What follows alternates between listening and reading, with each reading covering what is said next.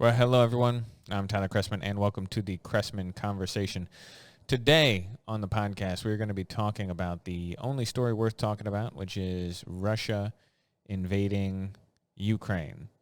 Now, there are a lot of implications here, a lot of stuff to go through, and we're going to try and cram it all in about 10 minutes. So let's get started with a brief message. I would like to thank everyone who reached out over the last 6 weeks or so to ask me if we were going to be doing more podcasts. I have been on a little bit of a hiatus, but we are back, 2022 in full effect, and happy to say everything is all good. So let's get on with it. So Russia has officially invaded Ukraine. This was something that we have been talking about for a couple weeks now.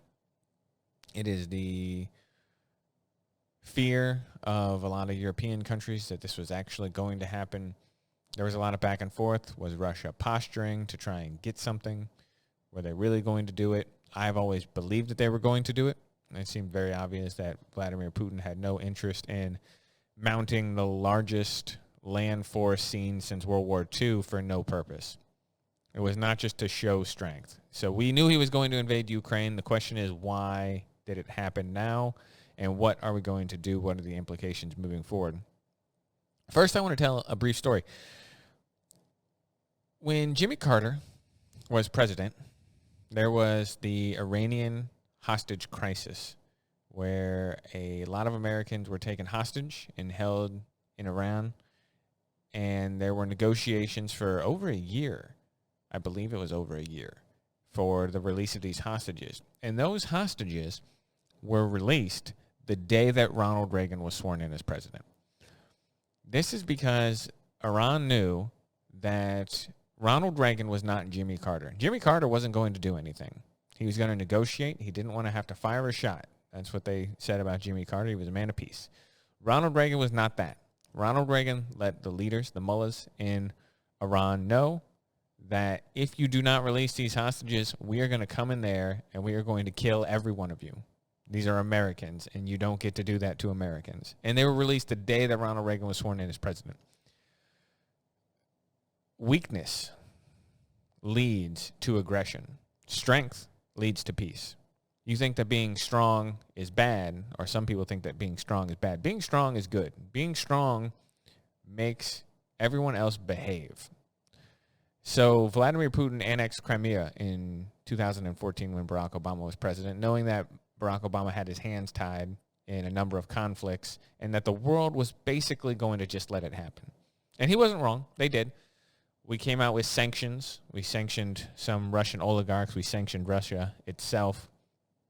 The international order tried to fight Putin without fighting Putin. Didn't do anything at all. Crimea now belongs to Russia. So we knew that this was going to happen again. It was just a matter of when. Nobody did anything when Donald Trump was president because Donald Trump projected some strength, but more than that, he projected a little bit of crazy into the mix. You knew that if you messed with America or you messed with the world, that you weren't sure what he was going to do. He wasn't going to behave like Obama. Obama was very calculated, very calm, very cool, collected. Donald Trump's a little more fiery. And he was willing to do things that normal politicians were not willing to do. And because of this perceived inability to predict how he was going to react, it made people hesitant to mess with him in America as a proxy. So for 4 years, we had relative peace in foreign policy. Joe Biden becomes president, and due to a series of terrible decisions made by Joe Biden, it has led to this Ukrainian crisis. And we'll go through them right now. There is a problem in Europe, and a lot of it's Germany's fault. Germany got rid of its nuclear reactors and realized that they don't produce enough energy on their own. And they commissioned a pipeline with Russia called Nord Stream 2, which basically pumps fuel from Russia directly into Germany. Now, the European Union and America were both very opposed to this because they said, if Russia controls your energy, Russia controls your country. And you do not want Russia in control of Germany. But Germany was in a problem. They got rid of all their nuclear reactors, said they were going green, and because of that became reliant on Russian energy. Now, when Donald Trump was president, he put a stop to Nord Stream 2. He did not allow that pipeline to go forward. He did this by saying any company that worked on Nord Stream 2 was not going to do business with America anymore. And he did that by basically saying, Germany, you do this, we're not going to be allies the way that we were before. We can't have this. And he put a stop to the pipeline. That pipeline did not get built for 4 years. Day one, and this is literal, day one of Joe Biden's presidency, he allowed the pipeline, Nord Stream 2, to be reestablished, to continue to be built. It has no strategic purpose for the United States, and in fact is terrible for both the European Union, European stability, and America and our foreign policy interests. But because Donald Trump did it, Joe Biden had to do the opposite. So a lot like the immigration stuff. A lot of Donald Trump's border policy was really good, but because Donald Trump did it, we had to just reverse it. And then they quietly go back and try and put it in place later, like the Remain in Mexico policy that was ripped up day one. Well, Biden's, after numerous record-breaking months of illegal crossings of the border, said, this policy might not be a bad idea, and then quietly re-implemented it after making a big deal that they weren't going to do it. Well, the Nord Stream 2 is exactly like that. Germany cannot come out in full-throated defense of the European Union because Russia now controls their energy supply. They know this. We know this. Russia knows this. Everyone knows this. It's a terrible idea. This decision to allow Nord Stream 2 directly contributes to this invasion of Ukraine. It's the same with the disastrous pullout of Afghanistan. We've talked on this before. Everyone who listens to the show knows I am all for American intervention around the world. I believe American presence is good, and I think that America should use its presence for the force of good. The second or third podcast I ever did a few years ago when this thing started was about why the war in Afghanistan was good, moral, and why we should continue to do it. So I was never for the pullout of Afghanistan. I've been very consistent on this for years and years and years. The pullout, if you believed in it, could have gone much better. And Joe Biden bungled it in a spectacular fashion, made America look weak, foolish, inept. And that weakness makes America's enemies, and Russia is our enemy, our ideological enemy.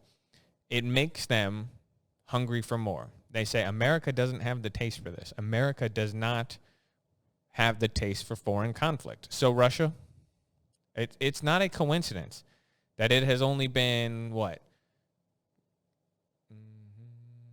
6 months? It's been 6 months since the pullout of Afghanistan, and now Russia invades Ukraine?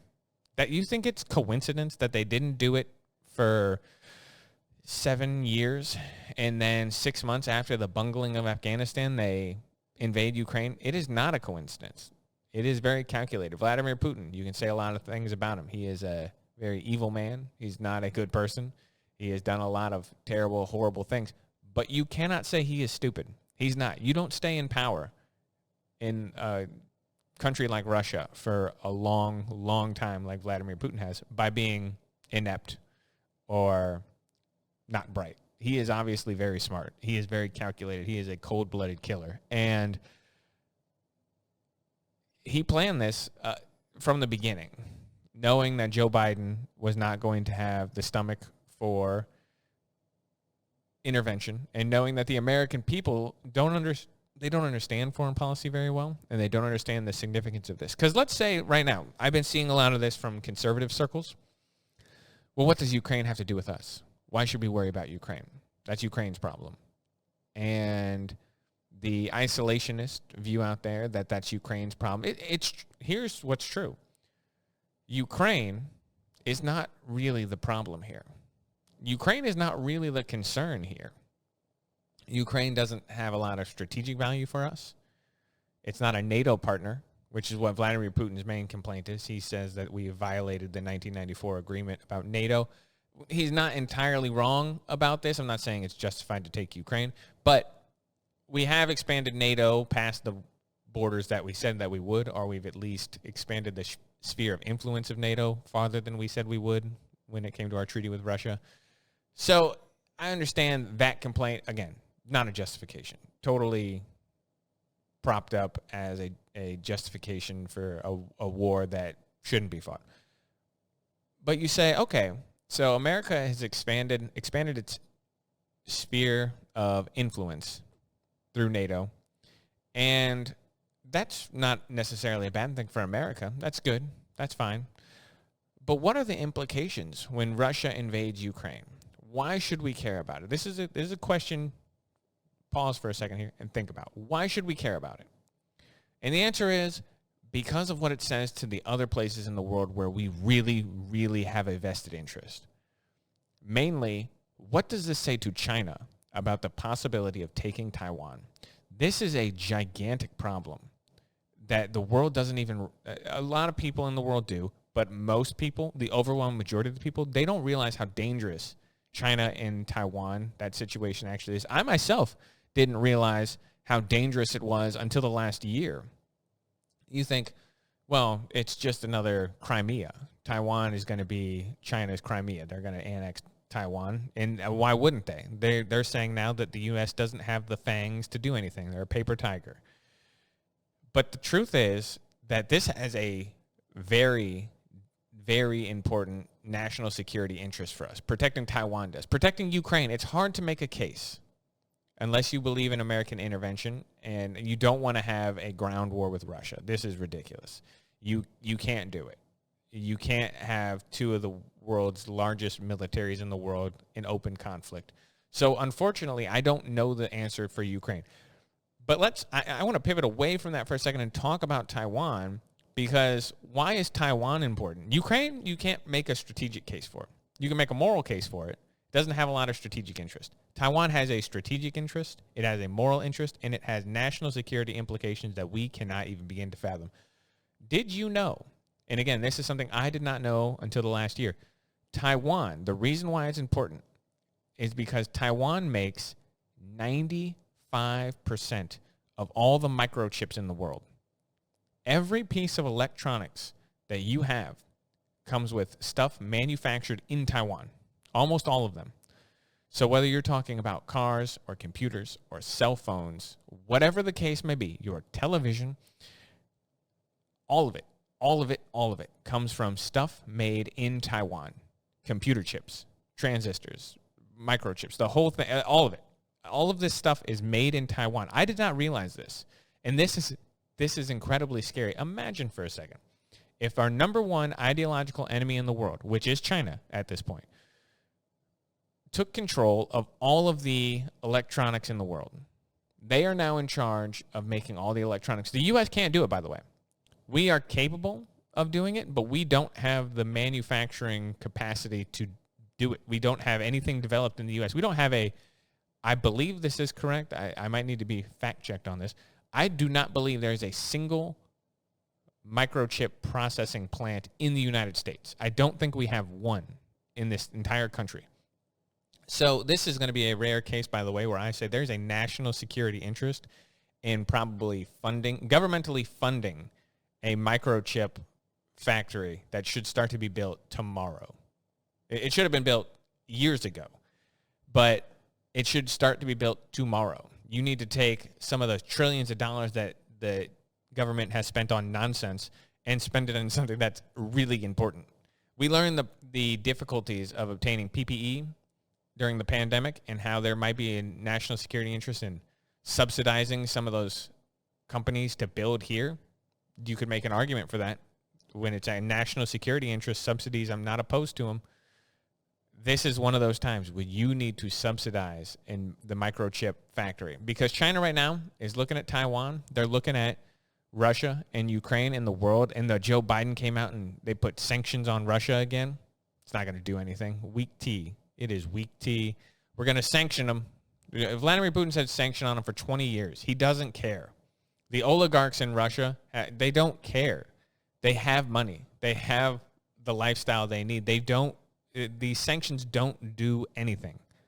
I'm not opposed to sanctions, but we just had an invasion of a sovereign nation, and you're going to sanction Russia? They don't care. They get sanctioned every other day. It doesn't affect them. China's looking at all this and thinking that Taiwan looks like lunch, and that should scare people. Ukraine is hard to make into a scary story. It's not a good story, but it's hard to scare Americans by saying a country in Europe got invaded by another country in Europe. There's nothing there. But what if we framed it as though, well, what does this say about China and the future of your technology? Most Americans are so attached to their phones and their TVs, you threaten to take those away, and all of a sudden, they probably care a whole lot. And that's something we need to think about. We need to think about what the implications of this are outside of just the conflict going on in Europe. It's more important than that.